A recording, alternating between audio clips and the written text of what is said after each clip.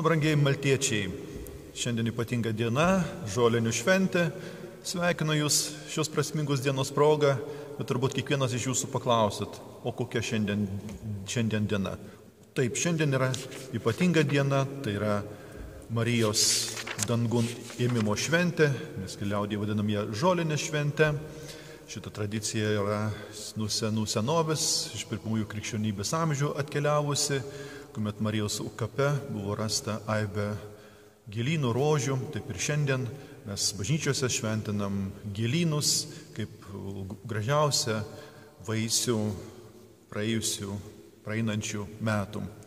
O ypatinga šios dienos taip pat ir Evangelijos žinia yra, kai susitinka dvi moteris besilaukiančios. Viena laukiasi Jono Krikštytojo, kita laukiasi Jėzaus. Ir šitos dvi moteris susitinka savo istorijos sankirtoj. Viena pagimdys žmogų, kurio vardas bus Jonas. Ir jisai sakys, kad po manęs turi ateiti tas, kuris neužgesins degančių dagčių, kuris nenulauš palinkosios nendrės. Ir ateis Jėzus Kristus, kuris kiekvienam iš mūsų pasakys: ateikit pas mane, kuri vargstat ir esat prislėgti. Ateikit visų tautų žmonės, ateikit visi, kurie trokštat, ateikit visi, kurie esat išalkę, aš jūs atgaivinsiu.